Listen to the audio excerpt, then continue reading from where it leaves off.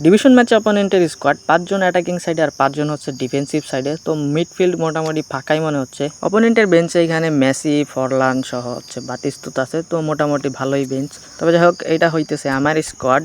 Match শুরু হওয়ার ৪ মিনিটের মাথায় অপোনেন্টের প্রথম অ্যাটাক দিওপকে দিয়ে সুন্দর একটা টার্ন করা, এখানে মোটামুটি পাওয়ারফুল একটা শট সে নিতে পারে, বাট এটা গোলকিপার ইজিলি হ্যান্ডেল করতে পারে। ম্যাচে যখন ১০ মিনিট রানিং, তখন আমরা হচ্ছে প্রথম অ্যাটাকে যাওয়ার সুযোগ পাই। তো রাইট সাইড থেকে এখানে লেফট সাইড ও একেবারে ফ্ল্যাঙ্ক সুইচ করে অ্যাটাকে যাওয়ার সুযোগ।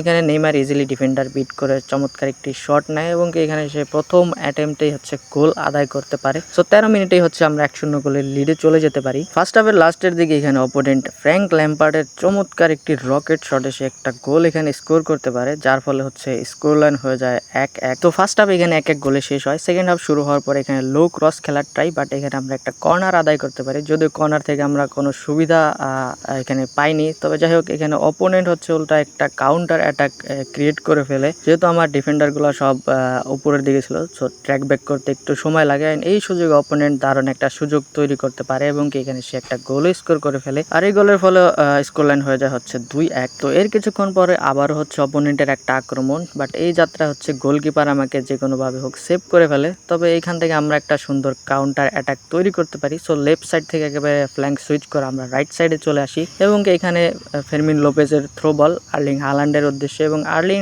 হালান্ডের একটা পাওয়ারফুল শটে আমরা হচ্ছে এখানে একটা গোল স্কোর করতে পারি, যার ফলে আবারও হচ্ছে আমরা ম্যাচে সমতায় চলে আসি। এর কিছুক্ষণ পরে এখানে স্ট্রাইকার আর আমার নেইমারের মধ্যে হচ্ছে দারুণ 1-2, এইখানে অলমোস্ট একটা গোল আমরা পেয়ে গেছিলাম, বাট গোলকিপার চমৎকার সেভ। ম্যাচের একেবারে লাস্ট মুহূর্তের দিকে নেইমারের লম্বা করে একটা বাড়ানো বল এখানে স্ট্রাইকার হচ্ছে অপোনেন্টের ডিফেন্ডারকে ফিজিক্যালি বিট করে এখানে বক্সের ভিতরে ঢুকে পড়ে এবং সেখানে চমৎকার একটি ফিনিশিংও করতে পারে, যার ফলে এই ম্যাচে স্কোর লাইন হয়ে যায় হচ্ছে ৩-২।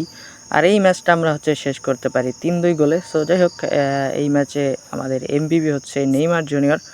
তো যাই হোক, এই ম্যাচটা আমরা এখানে শেষ করতেছি। দেখা হবে পরবর্তী কোনো ম্যাচে। ততক্ষণের জন্য বাই বাই, ভালো থাকবেন সবাই, সুস্থ থাকবেন।